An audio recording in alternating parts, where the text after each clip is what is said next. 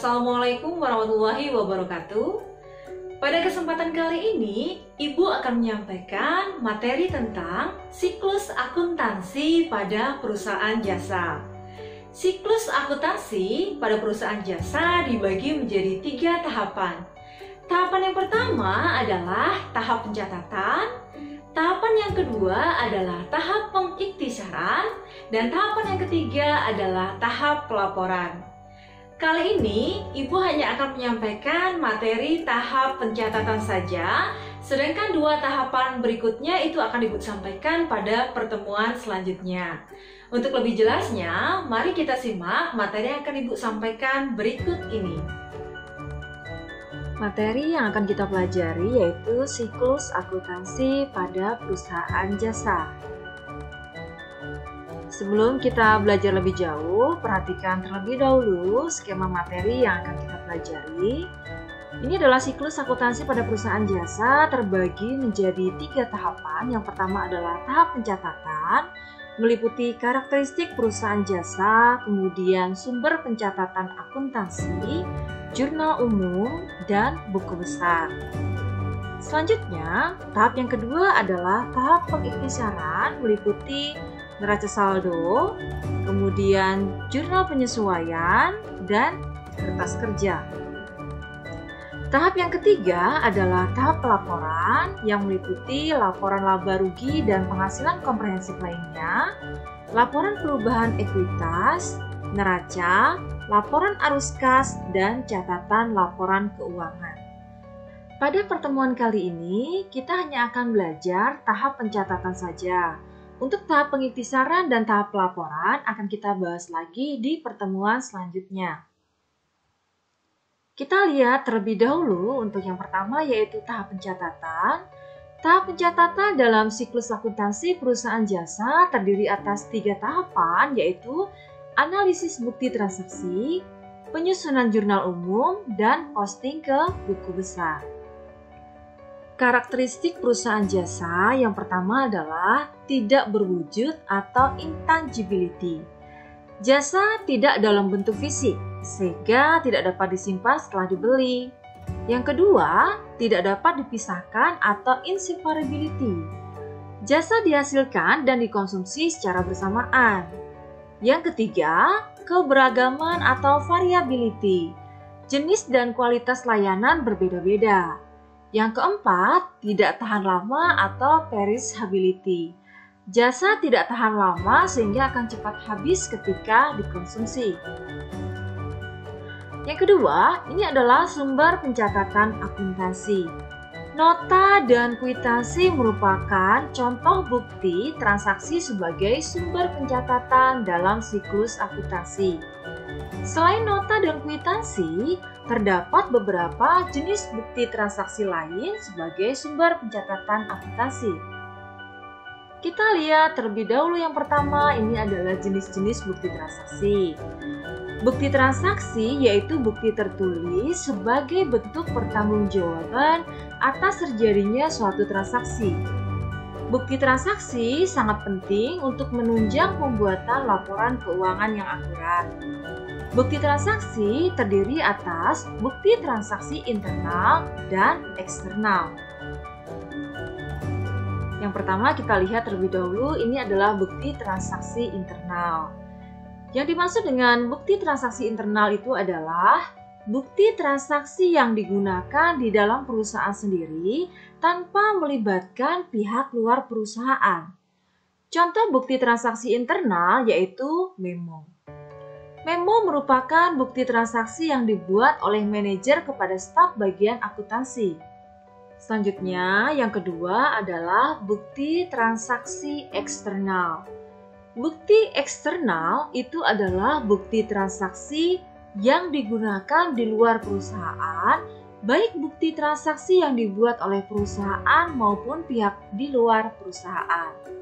Contoh bukti transaksi eksternal yaitu kwitansi, faktur, nota, dan cek. Kita lihat yang pertama adalah kwitansi. Kwitansi yaitu bukti transaksi penerimaan uang untuk suatu pembayaran.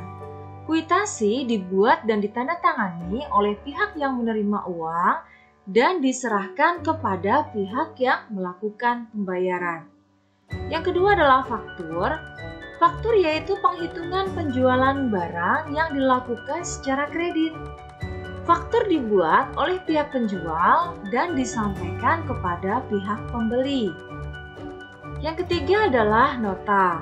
Nota yaitu bukti pembelian atau penjualan barang yang dilakukan secara tunai. Nota merupakan bukti transaksi yang sering digunakan dalam kegiatan perdagangan. Selanjutnya adalah cek. Cek yaitu surat perintah tidak bersyarat kepada bank untuk membayar sejumlah uang tertentu saat surat tersebut diserahkan kepada bank. Surat ditandatangani oleh pihak yang menjadi nasabah suatu bank dan memiliki simpanan pada bank tersebut dalam bentuk giro. Selanjutnya, kita akan belajar cara analisis bukti transaksi. Analisis bukti transaksi itu merupakan kegiatan awal yang dilakukan dalam suatu siklus akuntansi. Setiap transaksi yang dilakukan perusahaan akan memunculkan bukti transaksi. Selanjutnya, bukti transaksi tersebut harus dianalisis sebelum dilakukan pencatatan jurnal umum. Untuk memudahkan dalam menganalisis pencatatan bukti transaksi, perhatikan tabel berikut. Nah, tabel 3.1 ini adalah tentang aturan pencatatan transaksi dalam akun. Yang pertama, kita lihat dulu kelompok akunnya, itu adalah aset atau harta. Apabila hartanya atau asetnya bertambah atau naik, maka dicatat di kolom debit. Apabila aset atau hartanya mengalami penurunan atau berkurang, dicatat di kolom kredit. Selanjutnya, akun yang kedua adalah akun liabilitas atau utang.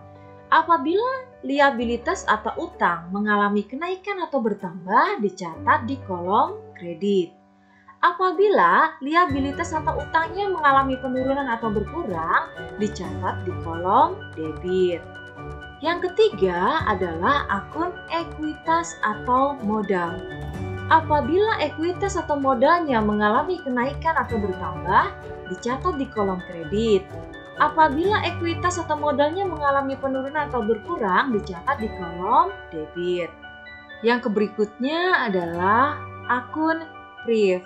Apabila akun PRIF ini mengalami kenaikan atau bertambah, dicatat di kolom debit. Apabila PRIF-nya mengalami penurunan atau berkurang, dicatat di kolom kredit. Selanjutnya adalah akun pendapatan. Apabila pendapatan ini mengalami kenaikan atau bertambah, dicatat di kolom kredit. Kemudian apabila pendapatan ini mengalami penurunan atau berkurang, dicatat di kolom debit. Dan yang berikutnya, yang terakhir ini adalah akun beban. Apabila beban ini mengalami kenaikan atau bertambah, dicatat di kolom debit. Sedangkan apabila beban ini mengalami penurunan atau berkurang, dicatat di kolom kredit. Yang berikutnya, kita akan belajar tentang jurnal umum. Pada pembuatan jurnal akan dilakukan pencatatan seluruh transaksi yang terjadi berdasarkan bukti transaksi. Bukti transaksi dianalisis untuk menentukan posisi debit, kredit suatu akun. Selanjutnya, dengan bukti transaksi tersebut, perusahaan jasa mencatat transaksi dalam jurnal umum. Kita lihat terlebih dahulu pengertian jurnal umum. Jurnal umum adalah aktivitas meringkas dan mencatat transaksi perusahaan berdasarkan dokumen dasar secara kronologis beserta penjelasan yang diperlukan dalam buku harian. Itu adalah pengertian jurnal umum menurut Rudianto tahun 2009. Kemudian, jurnal umum digunakan untuk mencatat dan meringkas setiap transaksi yang dilakukan perusahaan. Transaksi yang dicatat dalam buku harian akan dipindahkan atau diposting ke buku besar sesuai akun. Jurnal umum mempunyai beberapa fungsi yaitu mencatat, historis, analisis, instruktif, dan informatif. Selanjutnya kita akan belajar tentang bentuk jurnal umum. Jurnal yang biasa digunakan pada perusahaan jasa yaitu jurnal umum. Jurnal umum yang digunakan berupa jurnal umum 2 kolom seperti berikut. Ini adalah bentuk jurnal umum 2 kolom seperti ini tampilannya. Kita lihat di kolom keterangannya ini. Nomor 1 ini adalah halaman pada jurnal di sudut kanan atas sebagai nomor referensi informasi keuangan pada buku besar. Kemudian yang nomor 2 ini adalah kolom tanggal digunakan untuk mencatat tanggal transaksi. Sedangkan kolom 3 ini adalah kolom akun atau keterangan digunakan untuk mencatat aktivitas transaksi dengan mencatatnya sesuai nama akun atau perkiraan yang terkait dan penjelasan yang diperlukan. Sedangkan kolom 4 ini adalah kolom ref atau referensi digunakan untuk mencatat jumlah akun yang didebit. Sedangkan kolom 5 ini kolom debit ya. Kolom debit ini digunakan untuk mencatat jumlah akun yang didebit. Dan kolom yang ke-6 ini adalah kolom kredit untuk mencatat jumlah akun yang dikredit. Nah, berdasarkan bentuk jurnal umum 2 kolom, kita dapat mengetahui langkah-langkah penyusunan jurnal umum. Jika pencatatan jurnal dalam satu halaman telah penuh, kolom debit dan kolom kreditnya dijumlahkan. Selanjutnya, jumlah kolom debit dan kredit tersebut ditulis pada halaman jurnal baru. Baiklah, untuk lebih jelasnya, perhatikan contoh soal berikut. Pada bulan Januari 2019, Gilang mendirikan usaha bengkel sepeda motor dengan nama Bengkel Elang Motor. Transaksi keuangan yang terjadi selama bulan Januari 2019 adalah sebagai berikut. Tanggal 1 Januari, Gilang menyetorkan uang tunai sebesar Rp15.100.000. Perlengkapan sebesar Rp5.250.000, peralatan sebesar Rp12.550.000, sepeda motor sebesar Rp22.400.000 sebagai modal usaha. Selanjutnya, tanggal 2 Januari, Gilang membayar sewa kios untuk masa 6 bulan sebesar 12 juta. Pada tanggal 3, Bengkel Elang Motor menerima uang tunai sebesar Rp2.550.000 dari pelanggan atas jasa yang diselesaikan. Kemudian pada tanggal 4, membeli perlengkapan secara tunai sebesar Rp1.500.000. Pada tanggal 6, membeli peralatan secara tunai sebesar Rp2.600.000. Pada tanggal 8, terjadi transaksi membayar beban iklan untuk promosi usaha sebesar Rp850.000. Pada tanggal 10, Gilang memperoleh kredit usaha dari bank atas permohonan kredit usaha rakyat atau KUR sebesar Rp10 juta. Pada tanggal 12, membeli peralatan sebesar Rp3.500.000, baru dibayar tunai sebesar Rp2 juta, sisanya dibayar bulan depan. Pada tanggal 13, menerima pendapatan sewa sebesar Rp8.500.000. Pada tanggal 15, menerima pendapatan dari pelanggan sebesar Rp9.500.000. Pada tanggal 17, membayar beban lain-lain sebesar Rp1.050.000. Pada tanggal 19, menerima pembayaran tunai sebesar Rp3.600.000 atas pekerjaan yang diselesaikan senilai Rp4.200.000, sisanya dibayar bulan depan. Pada tanggal 20, menyelesaikan jasa servis sebesar Rp4.100.000 dibayar secara kredit. Pada tanggal 22, menerima pendapatan jasa dari pelanggan sebesar Rp3.750.000. Pada tanggal 23, membayar beban listrik sebesar Rp850.000. Pada tanggal 24, menerima pembayaran tunai atas pekerjaan yang telah diselesaikan sebesar Rp6.050.000. Pada tanggal 26, menerima pelunasan dari pelanggan atas transaksi tanggal 19 Januari 2019. Pada tanggal 28, Gilang mengambil uang kas sebesar Rp1 juta untuk keperluan pribadi. Pada tanggal 29, membayar gaji karyawan sebesar Rp8.850.000. Dan pada tanggal 31 Januari 2019, membayar beban administrasi dan umum sebesar Rp750.000. Kemudian diminta adalah catatlah transaksi di atas ke dalam jurnal umum. Ini adalah jurnal umum Bengkel Elang Motor per 31 Januari 2019 dalam rupiah. Yang pertama ada kolom tanggal. Kolom tanggal ini terbagi menjadi dua. Kolom yang pertama kita isikan dengan tahun dan bulannya. Di kolom tanggal yang kedua ini kita isikan tanggal transaksinya. Kemudian yang berikutnya ini adalah kolom akun. Jadi di sini adalah tempat untuk mencatat akunnya, akun kas dan seterusnya. Kemudian di sini ada kolom referensi, kita catatkan nomor referensinya di sini. Kemudian di sini ada kolom debit dan kolom kredit. Jadi untuk mencatat akun yang masuk atau harus kita catat di kolom debit, masukkan di sini. Kemudian di kolom kredit ini adalah untuk mencatat nominal akun yang dicatat di dalam kolom kredit. Kita lihat yang pertama pada tanggal 1, kita ingat tadi ya, tanggal 1 tadi itu ada transaksi Gilang menyetorkan uang tunai sebesar Rp15.100.000. Berarti kita catatkan ini sebagai kas ya, sebesar Rp15.100.000. Kemudian Gilang juga menyetorkan perlengkapan tadi sebesar Rp5.250.000. Ini kita catatkan di dalam kolom debit sebesar Rp5.250.000.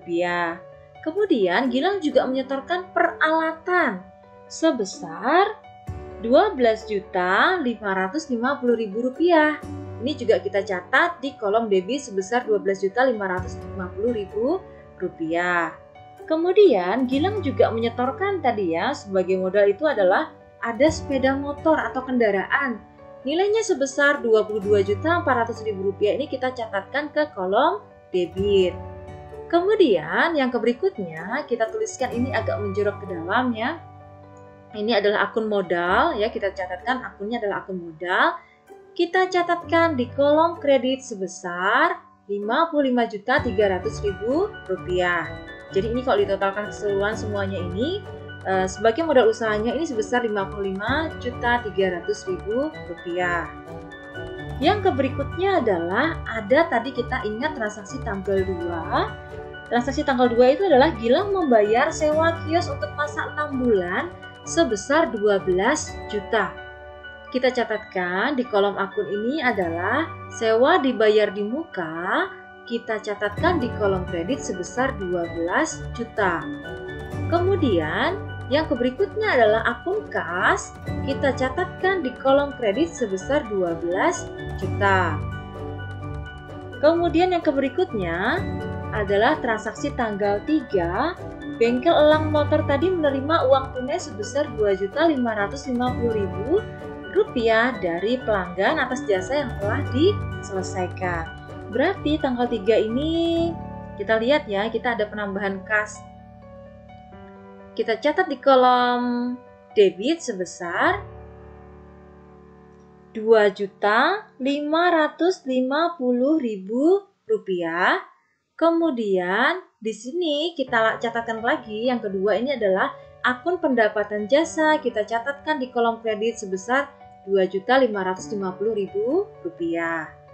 Kemudian tadi ada transaksi tanggal 4 adalah membeli perlengkapan secara tunai sebesar Rp1.500.000. Kita catatkan di kolom akun ini adalah perlengkapan. Catatkan nominalnya di kolom debit adalah sebesar Rp1.500.000. Kemudian kita catatkan kembali di sini di kolom akun adalah kas. Catatkan di kolom kreditnya sebesar Rp1.500.000. Transaksi tanggal 6 tadi itu membeli peralatan secara tunai sebesar Rp2.600.000 ya. Jadi di kolom akun kita catatkan nama akunnya adalah peralatan. Kita catatkan nominal di sini ya, di kolom debitnya sebesar Rp2.600.000. Dan yang berikutnya kita catatkan kembali, ini adalah akun kas yang dikredit. Kita catatkan di kolom kreditnya sebesar Rp2.600.000. Kemudian tadi ada transaksi tanggal 8, membayar beban iklan untuk promosi usaha sebesar Rp850.000 secara tunai. Kita catatkan di kolom akunnya ini adalah beban iklan. Kita catatkan nominalnya di kolom debitnya sebesar Rp850.000. Kemudian yang berikutnya kita catatkan akun kas di kolom kredit sebesar Rp850.000. Kemudian transaksi tanggal 10 tadi dikatakan Gilang memperoleh kredit usaha dari bank atas permohonan kredit usaha rakyat atau KUR sebesar Rp10 juta. Berarti di sini kita catatkan di kolom akun ini adalah kas sebesar Rp10 juta di kolom debit. Kemudian akun yang berikutnya kita catatkan adalah utang bank. Catatkan di kolom kreditnya sebesar Rp10 juta. Kemudian pada tanggal 12 itu tadi ada transaksi membeli peralatan sebesar Rp3.500.000. Baru dibayar tunai Rp2 juta, sisanya dibayar bulan depan. Jadi kita catatkan di sini di kolom akunnya kita tuliskan peralatan sebesar Rp3.500.000 di kolom debit.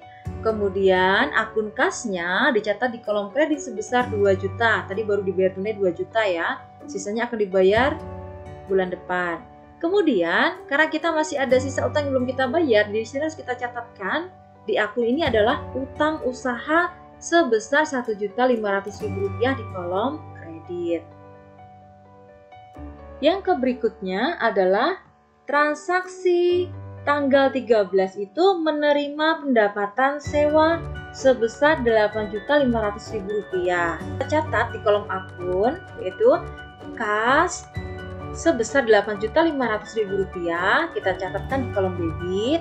Kemudian akun pendapatan sewa kita catatkan di kolom kredit sebesar Rp8.500.000. Kemudian pada tanggal 15 tadi ada transaksi menerima pendapatan dari pelanggan sebesar Rp9.500.000. Maka kita catatkan di kolom akun ini adalah kas sebesar Rp9.500.000 di kolom debit dan akun pendapatan jasa sebesar Rp9.500.000 di kolom kredit. Selanjutnya adalah transaksi tanggal 17 tadi membayar beban lain-lain sebesar Rp1.050.000. Maka kita catatkan di sini di kolom akun ya. Beban lain-lain dicatat di kolom debit sebesar Rp1.050.000 dan akun kasnya kita catatkan sebesar Rp1.050.000 di kolom kredit. Kemudian tadi tanggal 19 ada transaksi menerima pembayaran tunai sebesar Rp3.600.000 atas pekerjaan yang diselesaikan senilai Rp4.200.000, sisanya dibayar bulan depan. Maka kita catatkan ke dalam jurnal umum ini di kolom akunnya adalah kas sebesar Rp3.600.000. Kemudian piutang usahanya kita catatkan juga di kolom debit sini Rp600.000. Kemudian akun pendapatan jasanya kita catatkan sebesar Rp4.200.000 di kolom kredit. Selanjutnya tanggal 20 tadi ada transaksi menyelesaikan jasa servis sebesar Rp4.100.000 dibayar secara kredit ya. Jadi di sini di kolom akun di jurnal umumnya kita catatkan piutang usaha karena tadi belum dibayar ya jasa kita ya, kita sudah menyelesaikan pekerjaannya tapi belum dibayar. Jadi Di sini kita catatkan nama akunnya adalah piutang usaha, dicatat di sini sebesar Rp4.100.000 dicatat di kolom debit. Kemudian akun yang berikutnya harus kita catatkan adalah akun pendapatan jasa sebesar Rp4.100.000 dicatat di kolom kredit.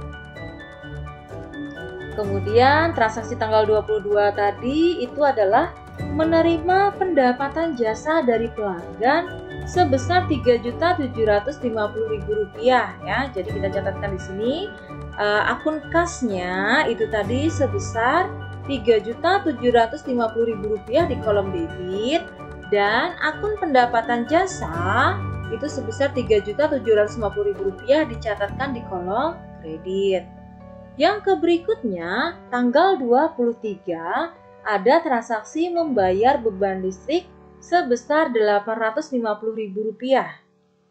Nah, kita catat atau di sini ya, di kelompok akun di sini. Kita catat di kolom akunnya itu adalah beban listrik sebesar Rp850.000 dicatat di kolom debit, dan yang berikutnya adalah akun kas sebesar Rp850.000 ini dicatat di kolom kredit. Selanjutnya tanggal 24 ada transaksi menerima pembayaran tunai ya. Tanggal 24 ini menerima pembayaran tunai atas pekerjaan yang telah diselesaikan sebesar Rp6.050.000. Maka kita catatkan di sini akun kasnya itu tadi sebesar Rp6.050.000 dicatat di kolom debit, dan yang berikutnya adalah pendapatan jasa dicatat sebesar Rp6.050.000 di kolom kredit. Yang selanjutnya adalah tanggal 26. Ada transaksi menerima pelunasan dari pelanggan atas transaksi tanggal 19 Januari 2019. Jadi ada pelunasan transaksi tanggal 19 yang ini ya. Nah, tadi kan masih ada 600.000 yang belum dibayarkan tadi ya. Ini kita catatkan di kolom akun kas sebesar Rp600.000 di kolom debit, dan piutang usaha kita catatkan di kolom kredit sebesar Rp600.000. Kemudian tadi tanggal 29 ada transaksi membayar gaji karyawan sebesar Rp8.850.000. Kita catatkan di kolom akunnya yaitu beban gaji karyawan sebesar Rp8.850.000 di kolom debit, dan akun kas kita catatkan sebesar Rp8.850.000 di kolom kredit. Kemudian yang terakhir adalah tanggal 31 Januari ada transaksi membayar beban administrasi dan umum sebesar Rp750.000. Maka kita catatkan di kolom akun ini adalah beban administrasi dan umum sebesar Rp750.000 di kolom debit, dan akun kas sebesar Rp750.000 dicatat di kolom kredit. Kemudian kita jumlahkan total secara keseluruhan ya di kolom debit dan kreditnya, yaitu jumlah totalnya keseluruhan adalah Rp137.500.000 di kolom debit, dan di kolom kredit sebesar Rp137.500.000. Jadi jumlah akhir di kolom debit dan di kolom kredit jumlahnya harus sama ya, tidak boleh berbeda. Selanjutnya kita akan belajar materi tentang buku besar. Setelah mengetahui pencatatan jurnal umum pada perusahaan jasa, selanjutnya akun-akun dalam jurnal umum tersebut diposting atau dipindahkan ke buku besar. Apakah pengertian buku besar? Buku besar atau ledger itu merupakan kumpulan akun untuk meringkas transaksi yang telah dicatat dalam jurnal. Buku besar juga dapat diartikan tahapan pencatatan terakhir dalam akuntansi atau Book of Final Entry yang terdiri atas ringkasan data yang sudah dikelompokkan atau diklasifikasikan dalam jurnal. Penggunaan buku besar dilakukan untuk mencatat akun harta, hutang, modal, pendapatan, dan beban secara terpisah dan terperinci. Kita lihat bentuk buku besar terlebih dahulu.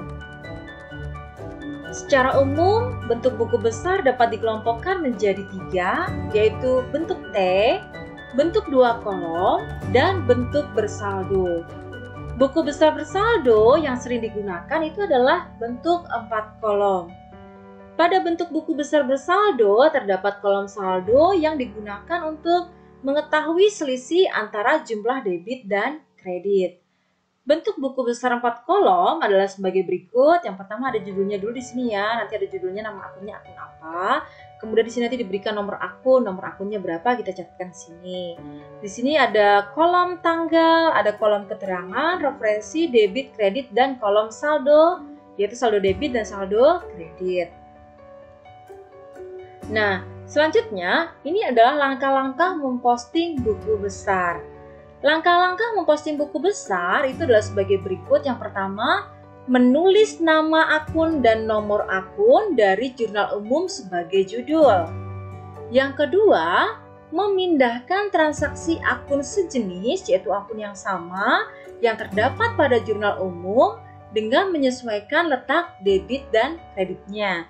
Jadi apabila sebelumnya itu letaknya ada di kolom debit, harus kita letakkan nanti di buku besarnya juga letaknya di kolom debit.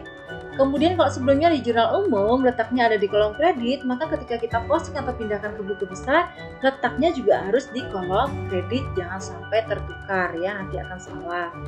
Yang berikutnya adalah yang ketiga, mencatat tanggal transaksi sesuai tanggal dalam jurnal umum.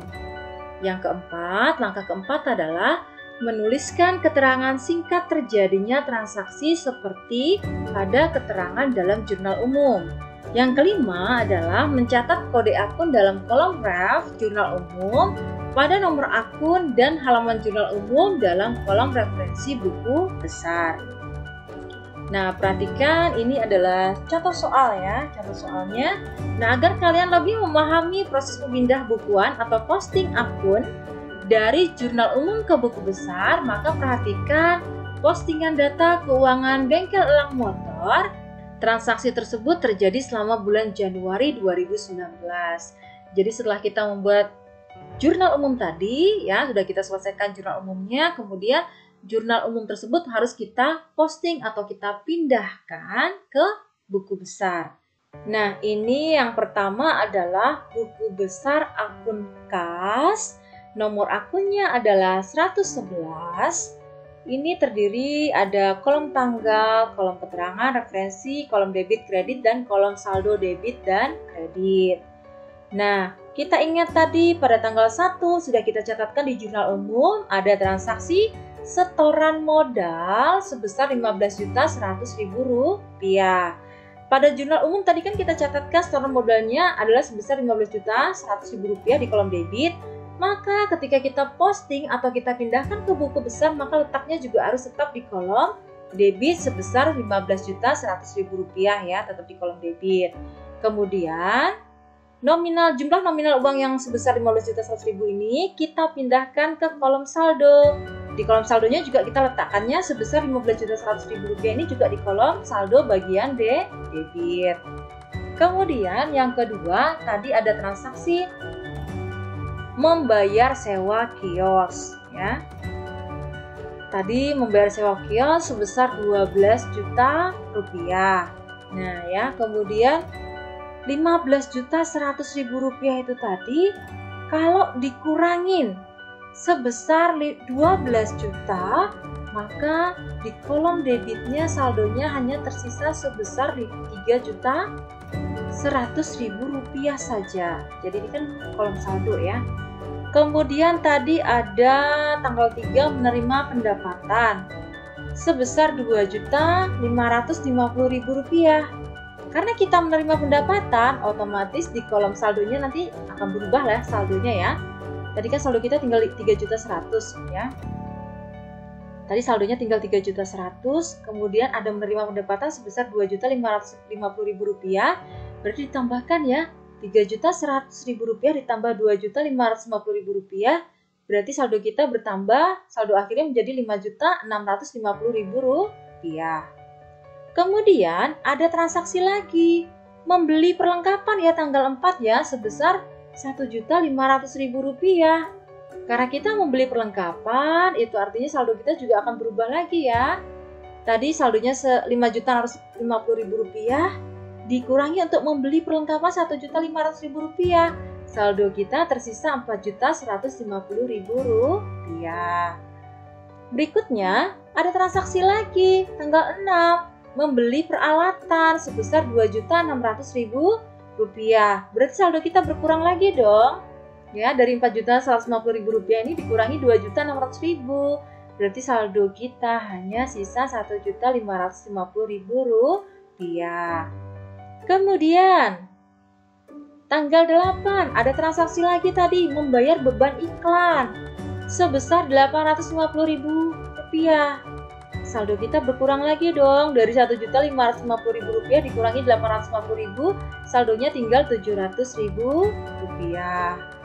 Kemudian ada transaksi lagi menerima pinjaman bank ya, sebesar 10 juta rupiah. Itu artinya karena kita dapat pinjaman dari bank, modalnya kan bertambah ya.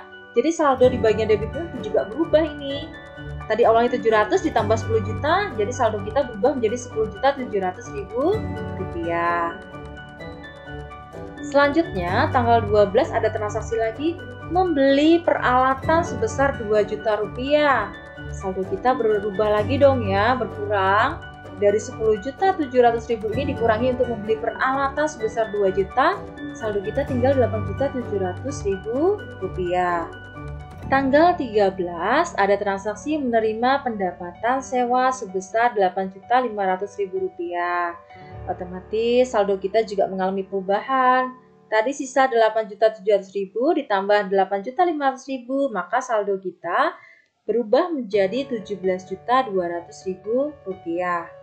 Kemudian yang berikutnya, ini ada transaksi menerima pendapatan sebesar 9.500.000 rupiah. Nah, di sini juga berubah ya, jadinya ditambah dong 17.200 ditambah 9.500, maka saldonya berubah menjadi 26.700.000 rupiah. Kemudian tanggal 17 ada transaksi membayar beban lain-lain sebesar 1.050.000 rupiah. Berarti berubah ya saldo kita, tadi 26.700.000 dipakai untuk membayar beban lain-lain sebesar 1.050.000, dikurangin saldo kita ya, berkurang nih sekarang jadi tinggal 25.650.000 rupiah. Kemudian yang berikutnya lagi tanggal 19, ini ada transaksi menerima pendapatan sebesar 3.600.000 rupiah. Berarti di sini kita ada penambahan lagi 25.650.000 ditambah 3.600.000, saldonya menjadi 29.250.000 rupiah. Selanjutnya tanggal 22 menerima pendapatan sebesar 3.750.000, otomatis saldo kita bertambah ya menjadi 33 juta rupiah. Kemudian tanggal 23 ada transaksi membayar beban listrik sebesar 850.000, berarti saldo kita dikurangin ya, sebesar dari 33 juta dikurangi 850.000 tinggal 32.150.000. Pada tanggal 24 ada transaksi menerima pendapatan sebesar 6.050.000 rupiah. Itu artinya saldo kita bertambah ya, berubah menjadi dari 32.150.000 ditambah 6.050.000, maka saldonya berubah menjadi 38.200.000 rupiah. Kemudian tanggal 26 ada transaksi pelunasan piutang usaha sebesar 600.000 rupiah. Itu artinya saldo kita juga bertambah ya, mengalami perubahan di sini ya, dari 38.200.000 ditambah 600.000 menjadi 38.800.000 rupiah. Kemudian tanggal 28 ada transaksi pengambilan keperluan pribadi sebesar 1 juta rupiah. Itu artinya saldo kita dikurangi dari 38.800.000 dikurangi 1 juta, saldonya tinggal 37.800.000 rupiah. Kemudian tanggal 29 ada transaksi yang mempengaruhi akun kas, yaitu membayar gaji karyawan sebesar 8.850.000 rupiah. Itu artinya saldo kita juga mengalami perubahan ya, dari 37.800.000 ini dikurangi 8.850.000. Saldo kita di kolom debit tinggal 28.950.000. Nah, yang berikutnya yang terakhir ada transaksi tanggal 31 ya. Itu adalah membayar beban administrasi dan umum sebesar 750.000. Itu artinya saldo kita di kolom debit dikurangi dari 28.950.000 dikurangi 750.000, saldonya tinggal 28.200.000 rupiah. Jadi ini adalah akun kas yang sudah kita posting ke buku besar khusus untuk akun kas ya. Berikutnya kita lanjutkan kembali.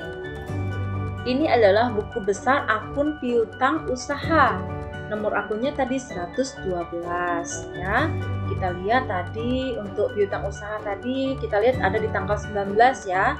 Di situ kita mencatat pendapatan ya sebesar Rp600.000. Jadi jumlah Rp600.000 ini yang kita catat di kolom debit harus kita pindahkan langsung ke saldo kolom debit sebesar Rp600.000. Kemudian tadi juga kita di tanggal 20 juga mencatat pendapatan jasa yang belum dibayar, itu sebesar Rp4.100.000. Saldonya berubah dari 600.000 ditambah 4.100.000 menjadi Rp4.700.000. Kemudian di sini juga ada tanggal 26 ya, transaksi pelunasan piutang usaha sebesar Rp600.000. Nah, jadi saldo kita, saldo piutang usaha tadi kan awalnya 4.700.000. Karena ada pelunasan piutang usaha di tanggal 26 sebesar 600.000, maka di kolom saldo bagian debitnya juga harus kita kurangi. 4.700.000 dikurangi 600, maka saldo piutang usaha kita di sini di kolom debitnya saldonya hanya tinggal Rp4.100.000. Yang berikutnya ini adalah buku besar untuk akun perlengkapan. Nomor akunnya tadi 113. Tadi perlengkapan itu transaksinya terjadi pada tanggal 1 yang pertama ya, ada setoran modal sebesar Rp5.250.000. Kita pindahkan ke kolom saldo debitnya sama ya jumlahnya Rp5.250.000. Kemudian tadi ada juga transaksi tanggal 4 membeli perlengkapan sebesar Rp1.500.000. Maka kita tambahkan saldonya di sini ya. Dari Rp5.250.000 ada beli perlengkapan lagi sebesar Rp1.500.000. Ini Rp5.250.000 ditambah Rp1.500.000, maka saldonya di kolom debitnya untuk perlengkapannya menjadi Rp6.750.000. Selanjutnya ini adalah buku besar khusus untuk akun sewa dibayar di muka. Nomor akunnya adalah 114. Tadi transaksinya terjadi pada tanggal 2 Januari 2019. Keterangannya tadi adalah membayar sewa, yaitu di kolom debit tadi nominalnya kita catatkan sebesar 12 juta ya. Jadi kita posting ke sini juga tetap di kolom debit sebesar 12 juta. Kemudian kita pindahkan di sini juga kita tuliskan atau kita catatkan di kolom saldo bagian debitnya juga 12 juta rupiah. Selanjutnya ini adalah akun peralatan ya, buku besar akun peralatan. Nomor akunnya adalah 121. Nah, untuk peralatan tadi transaksinya terjadi pada tanggal 1, yaitu ada setoran modal tadi ya sebesar Rp12.550.000 tadi dicatat di kolom debit di jurnal umumnya. Maka di sini juga kita catatkan di kolom debit. Nah, Rp12.550.000 lagi ini tadi kita pindahkan di sini juga di kolom saldo bagian debitnya Rp12.550.000. Kemudian peralatan lagi tadi ada transaksi tanggal 6 ya, membeli peralatan sebesar Rp2.600.000 ya. Itu artinya harus kita tambahkan Rp12.550.000 ini kita tambah Rp2.600.000. Maka kolom saldo bagian debitnya bagian peralatan ini tadi berubah menjadi Rp15.150.000. Kemudian ada transaksi lagi tadi ya tanggal 12 membeli peralatan sebesar Rp3.500.000. Berarti saldonya berubah ya dari Rp15.150.000 ditambah Rp3.500.000 itu menjadi Rp18.650.000. Selanjutnya ini adalah buku besar untuk akun kendaraan. Nomor akunnya 122. Tadi transaksinya terjadi pada tanggal 1 Januari 2019 ya. Keterangannya adalah setoran modal tadi nominalnya atau jumlahnya itu sebesar 22.400.000 dicatat di kolom debit tadi, maka kita posting juga di kolom debit di sini. Dan kita pindahkan saldonya di sini, kita isikan di bagian debitnya juga sama ya, Rp22.400.000. Berikutnya ini adalah buku besar untuk akun utang usaha, nomor akunnya 211. Tadi transaksinya terjadi pada tanggal 12 Januari 2019, terjadi pembelian secara kredit tadi ya. Karena tadi pembelian secara kredit ya, jadi kita catatkan tadi juga nominalnya di kolom kredit kan tadi ya. Jadi kita posting di sini juga di kolom kredit. Jumlahnya sebesar Rp1.500.000. Karena posisinya ada di kolom kredit, maka di kolom saldonya kita letakkannya juga sama di kolom kredit juga ya, sebesar Rp1.500.000. Ya, selanjutnya ini adalah akun utang bank, nomor akunnya 212. Jadi masih buku besar ini ya. Ada kolom tanggalnya, kemudian keterangannya tadi tanggalnya tanggal 10 ya transaksinya. Di kolom keterangannya ini adalah menerima kredit tadi ya, sebesar Rp10 juta. Tadi kita catat di kolom kredit. Jadi kita pindahkan juga di kolom saldonya, ini juga di bagian kredit sebesar Rp10 juta. Selanjutnya ini adalah buku besar untuk akun modal, nomor akunnya 311. Tadi transaksinya terjadi pada tanggal 1 Januari 2019. Di kolom keterangannya kita tuliskan tadi adalah setoran modal ya. Kemudian nominalnya sebesar Rp55.300.000 dicatat di kolom kredit. Di sini juga harus kita pindahkan di bagian saldonya, ini juga di kolom kredit Rp55.300.000. Yang berikutnya ini adalah untuk buku besar akun PRIV ya, nomor akunnya tadi 312. Tadi transaksinya terjadi pada tanggal 28 Januari 2019. Di kolom keterangannya tadi adalah pengambilan PRIV ya, pengambilan untuk keperluan pribadi tadi. Nominalnya adalah 1 juta, dicatat di kolom debit tadi ya. Maka di kolom saldo ini juga harus kita pindahkan di sini juga. Kita catat di saldo bagian debit sebesar 1 juta. Selanjutnya adalah akun pendapatan jasa. Jadi semua transaksi yang berkaitan dengan pendapatan jasa dari jurnal umum tadi kita posting ke akun ini ya, akun khusus untuk pendapatan jasa. Itu nomor akunnya tadi 411 ya. Tadi transaksi pendapatan jasa itu terjadi pada tanggal 3, yaitu menerima pendapatan sebesar Rp2.550.000 ya. Tadi kan dicatat di kolom kredit, maka di saldonya juga kita catat di kolom kredit. Terus tanggal 15 lagi tadi juga ada transaksi menerima pendapatan sebesar Rp9.500.000.